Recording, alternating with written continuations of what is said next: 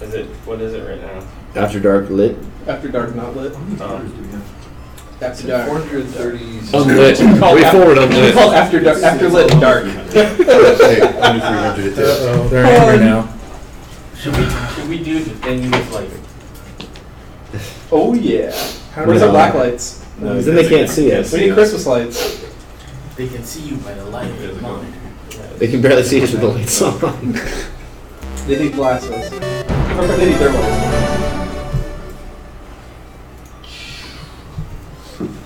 All right. Cool. Can you guys hear us? I'm not getting. Oh, I don't. And we're back. Okay, we hope we stay back. No more technical difficulties. We think we got it figured out. So welcome back to WayForward TV. We're continuing the spooky theme, After Hours, and we've got the team has grown. Or if you're new and haven't joined us previously, I'll do quick introductions. Over on the screen on the left, you've got Jeff Luke. He's one of our game directors. Adam Tierney, another game director. James Montagna, another game director. Somehow off camera between all of our cameras, we got one of our programmers, Daniel, over here.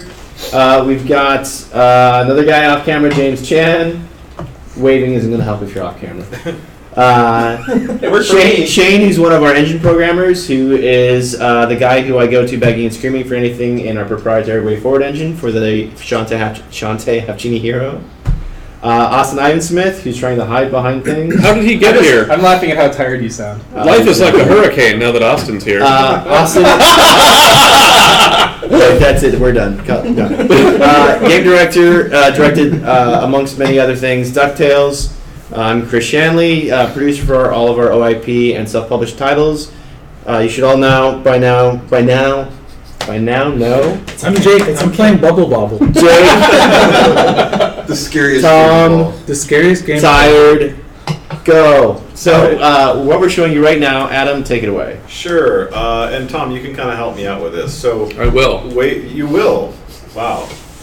Cool. What a duo. So WayForward, in addition to liking, also, and can you guys hear us? Are the volumes fine for the mics and everything? Let's La see. la la la.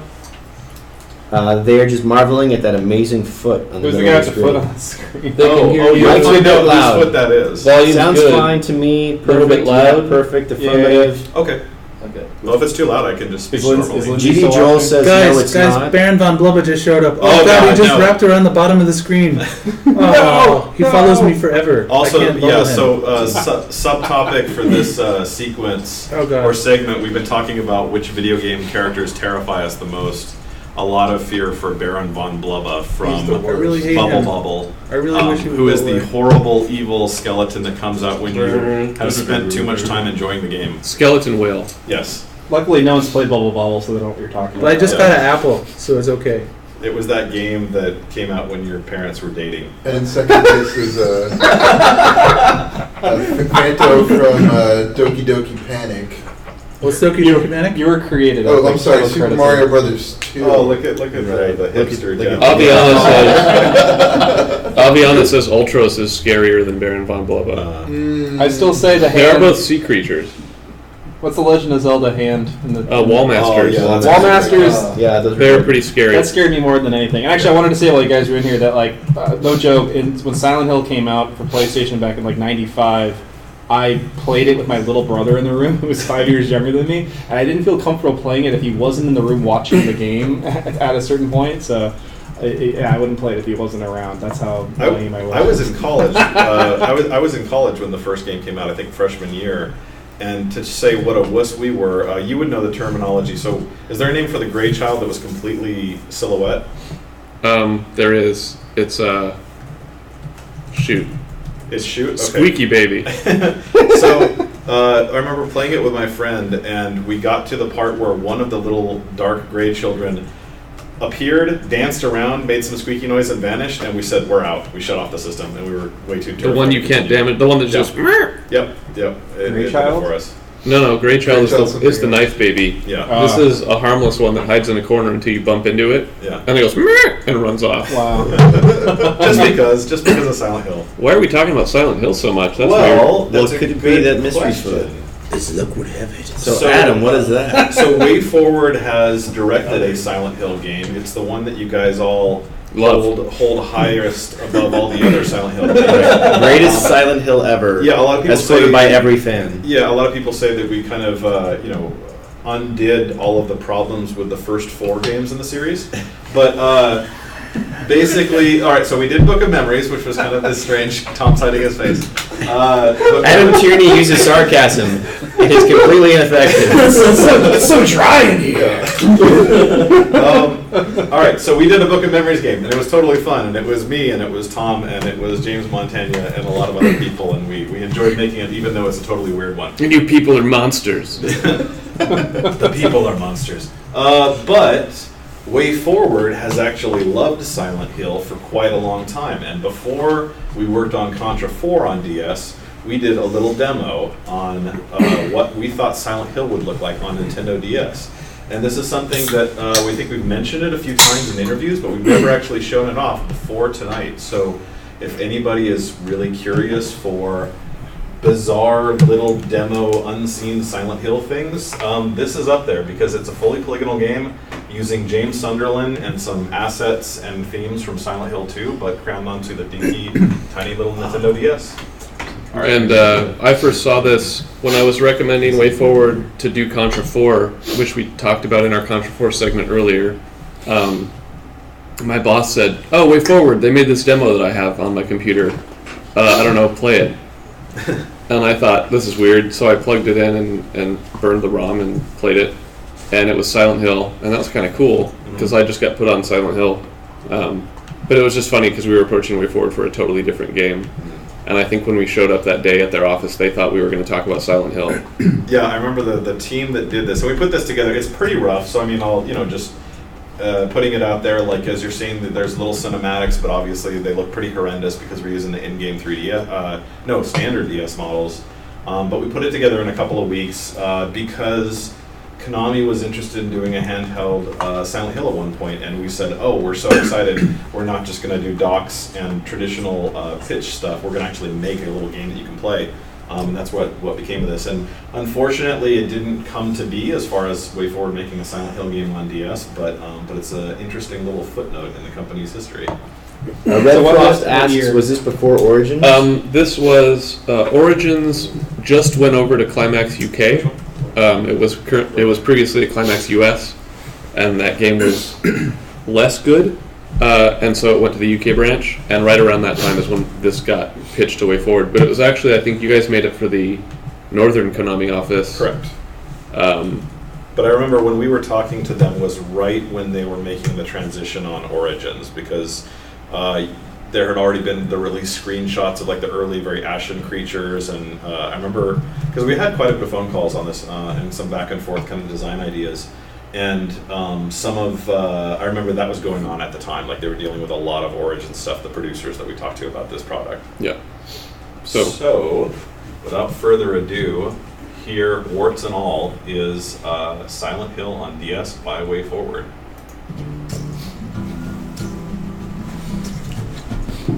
Doesn't matter. We might need to turn it up a little bit too. Okay, music will get that.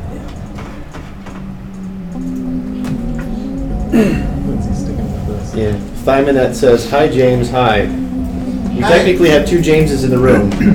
I was only saying hi to both of them. I think she's saying hi to the one on the screen. She might be saying, I called out that we've got one off screen.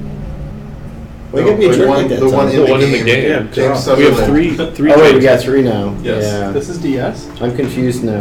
Everyone's James to me. This is Silent Hill on DS. Why can I not move? There we go. All right. So we had James Sunderland. Like I said, everything's pretty rigid because this was like a very simple proof of concept, but we had the basic mobility of him. We got his character in there. You can see if I get closer to the camera. It's pretty decent looking for a DS model. Yeah. You might want to move the mouse down a little bit. Oh, sorry. Yeah. Screen right now. Yeah, we basically just took the PS2 models and then down-res some of the stuff, but I don't know how close I can get. You can actually see that he's got some decent textures on his hair and his face. What year was this, Adam? This would have been before Contra. This was probably 2006. 2006, right? Yeah, Yeah. somewhere around there. Right on. And a lot of the people that that worked on this ended up working on our other horror projects like Book of Memories and Lit and some of the other stuff. So basically, we wanted to do a demo that just showed off the basics of Silent Hill. And so you can move around in here. There's a couple different camera angles. Let's see. So we had that. We also have first-person view, just to take advantage of the touch screen. Then we had a over-the-shoulder view where it's tracking along with you. And then, of course, we have, let's see. Oh, I can't do it in that mode. And then we also have, how do I do the flashlight? Oh, I haven't collected it yet. That's right, we have to collect items. So I will go over here. What is this thing?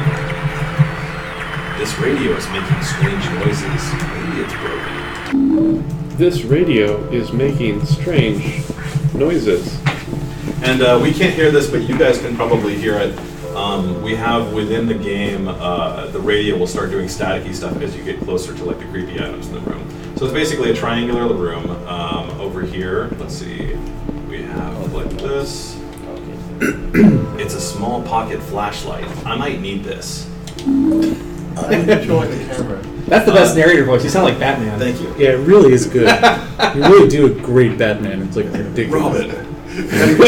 I prefer it to the real one. Robin. All right, so now we got the And Pomegranate flashlight. was the best Robin. And you can see the flashlight is actually on there, and now we've got some creepy mood lighting, and we can even go first person, we can aim it around. Down if you are. And this was, I mean, on you know, this YouTube. is pretty low tech now, but for DS, and especially at the time, it was kind of interesting. And then we've got over the shoulder, which we really wanted to do some kind of like, you know, It's there. prove that we could capture kind of the tone and feel of a creepy Silent Hill game. So that was what we were looking Someone to do. asked if you're using the stylus to move the camera, or how you? Right now I'm using the D-pad to move around, and then you can use the shoulder buttons to spin it. And we basically just tried a bunch of different control schemes. So that's for this. I'm rotating with the D-pad and the shoulder buttons. If I go down to first person, then I'm moving with the D-pad, but I'm kind of strafing almost like first-person shootery with the control stick on the bottom. And then the third view is I'm behind the character, and now the left and right are pivoting, and I'm not using the stylus at all. Yeah, and nothing in particular for the difference between these. Like I said, it was just a proof of concept demo, so we're just kind of trying out a bunch of different stuff. So we've already seen the two mirrors here, and I can actually go up and interface with either of them. That's not me. What's going on here? And so you have James looking in the mirror, and we've got him. You can be kind of like backing up and looking in the mirror.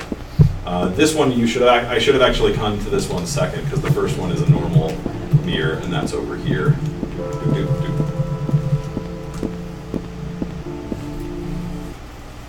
It's a pretty filthy mirror. I can see my reflection. And we really went for kind of the awful early dialogue. It's a pretty filthy mirror. I can see my reflection. Perfect. I'll do all the voice acting. All right, so that's basically what we have now. Now we have the two different things. And then, like as you can see, we're playing with the textures, and we've got some kind of interesting wall textures. If you're looking at the ground, you'll notice that everything is like super large pixels. I believe the DS had no blending or anti-aliasing of the textures, so once you kind of stretched it out, if you got close, it would just become these massive non-blended pixels all over the place. Yeah, Mario 64 looked great. Yeah, But but if you look at like James, you can see like on his coat and stuff, it looks a little smoother because everything's like very relatively high poly up there. No one likes Saints. That is a nice coat, James. Yeah. James is also fashionable. James just left the room. Dapper. So there's this creepy. Yeah. How many polys are in your coat? Like at least 3. It's normal map, so it's a little bit more. You know, The textures look great. it's Valencia. It's 100 degrees. You need it. So, all right. So now we're accessing a piano, and we wanted to prove out a little bit of everything. So this piano has probably seen better days. There's a piece of paper on top. So I collected the paper. It's a sheet of music. There's something written in red. And now I've collected it, and I can access the piano, and then here's where the touch interface is. I like to think he does this when he's at home playing like What are you playing outside? like Link to the Past.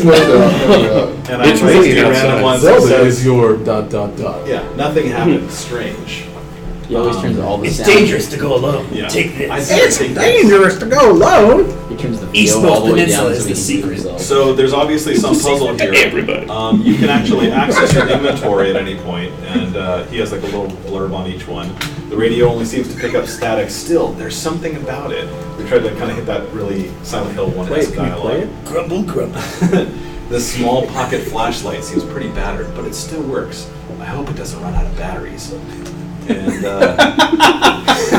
That's so I think I said it's good. gonna run out of batteries, guys. yeah, it's the sheet music from the piano. There's a riddle written in red. Oh my gosh. So Piano. let's press the A button Piano. and see what that's about.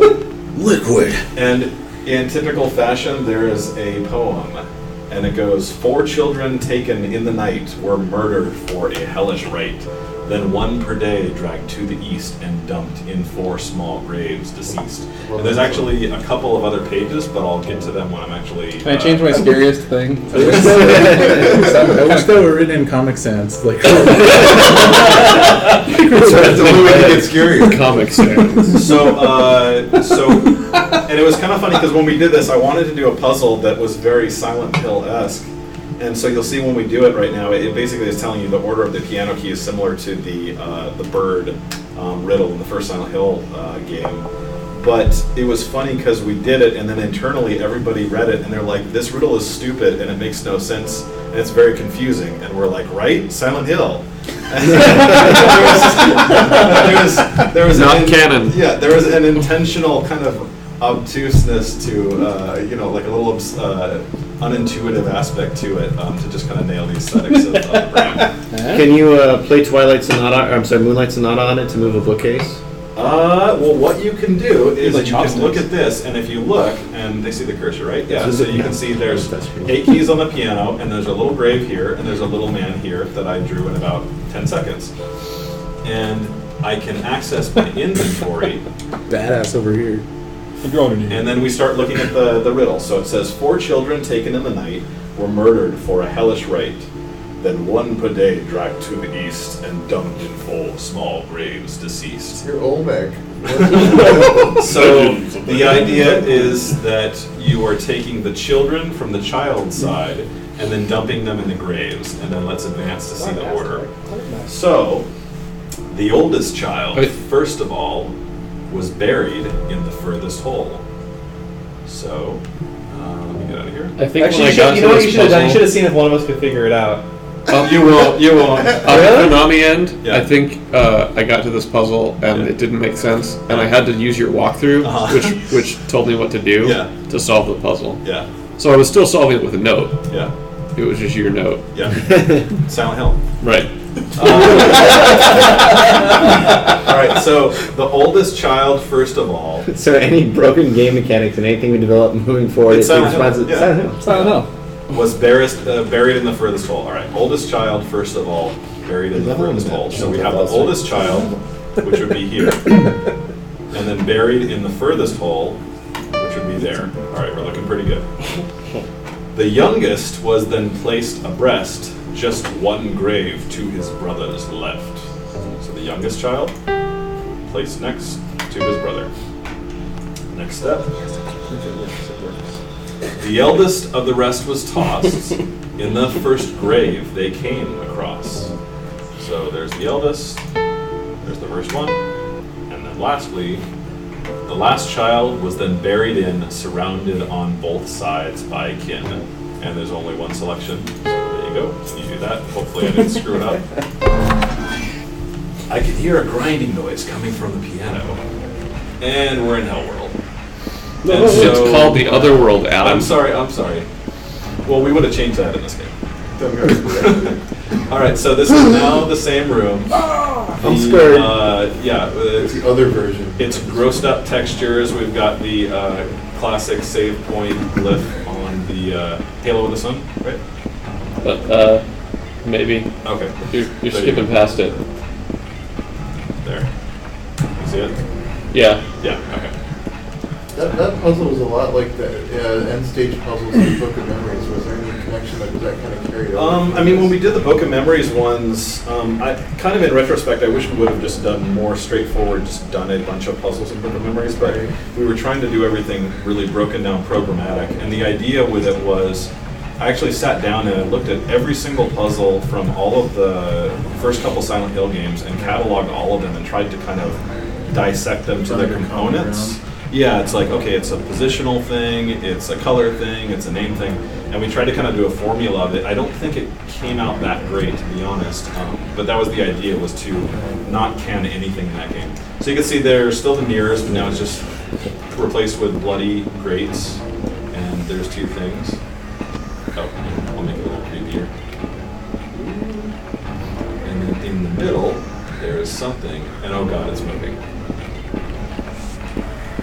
Flashlight. And so if we look up close, you can see there's this hideous, creepy man-baby thing that is just wiggling around in there.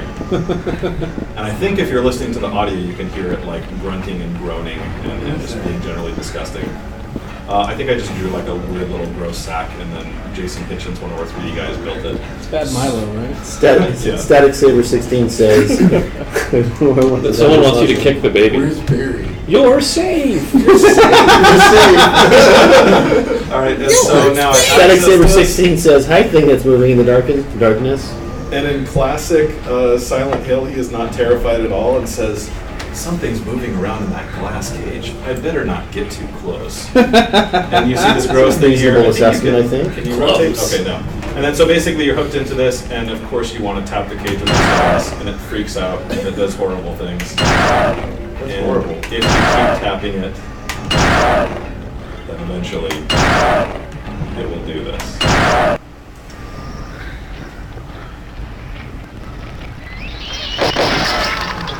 And you're dead. James. And that was it. Cool, dude.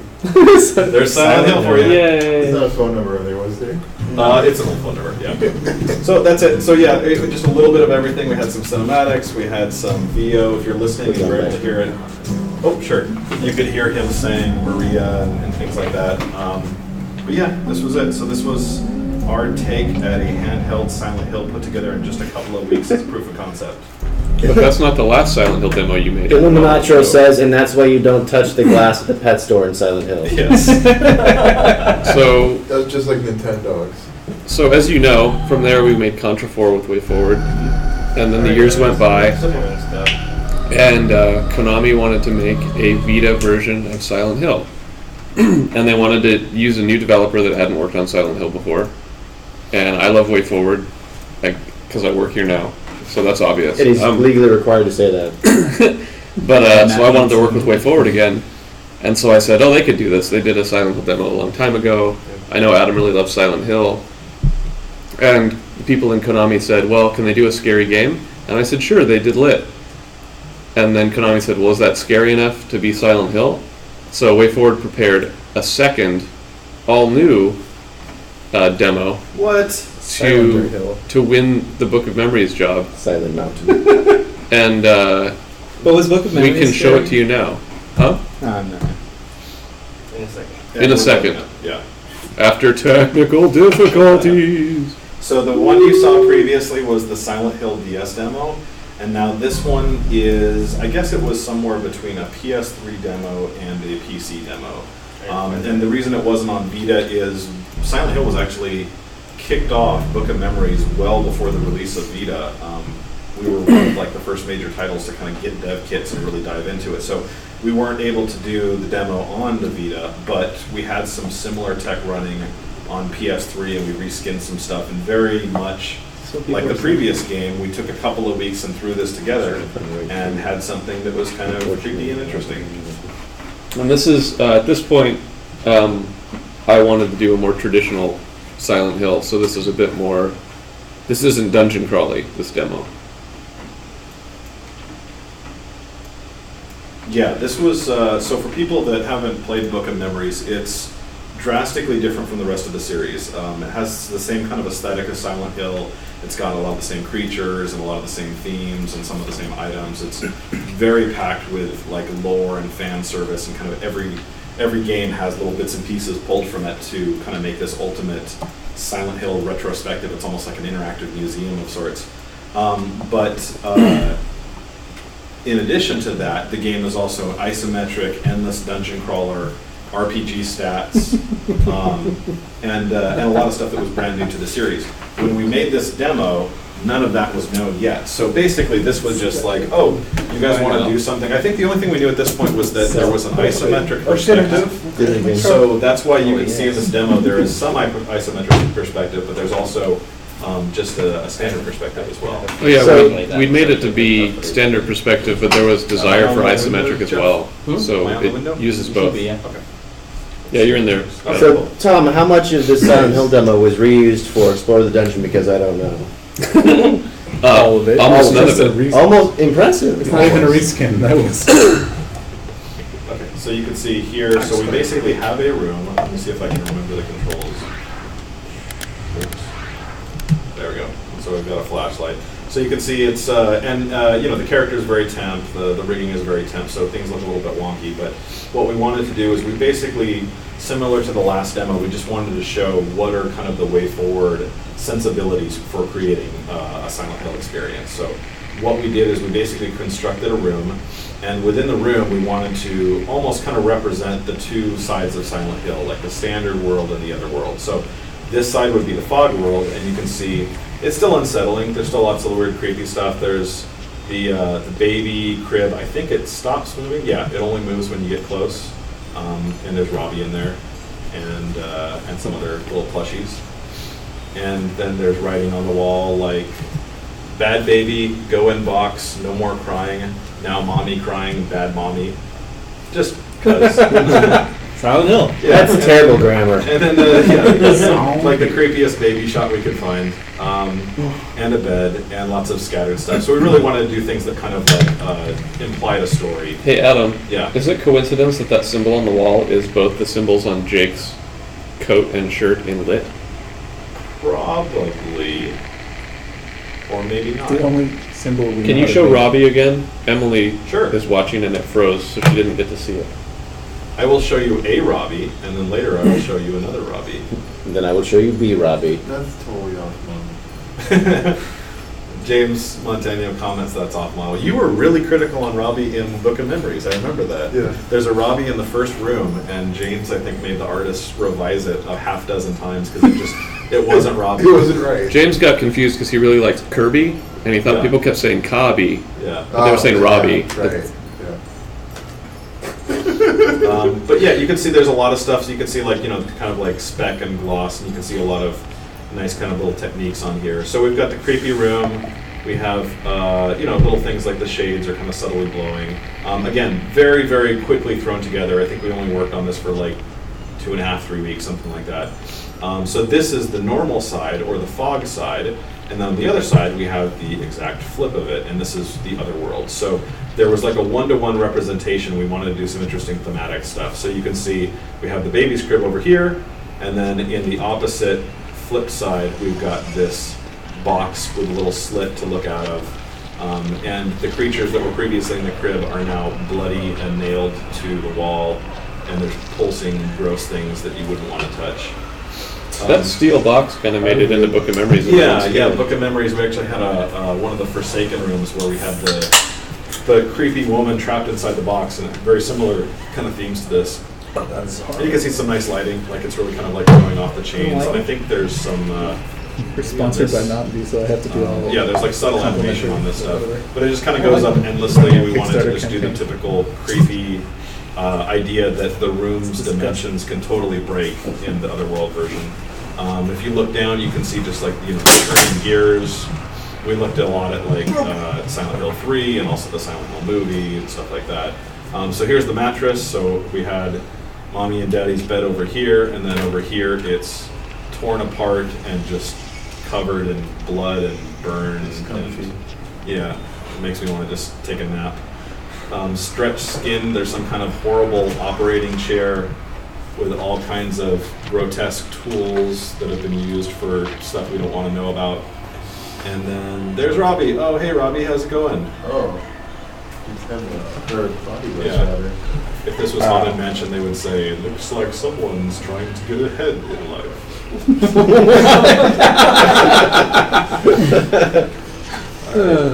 Let's see. And then, It's late, guys. Yeah. But yeah, so basically we just wanted to do, and there's not too much interactive stuff. You can see there's some nice like little steam effects over here. But we just wanted to do an atmospheric demo. So now, the one thing that we did know about this project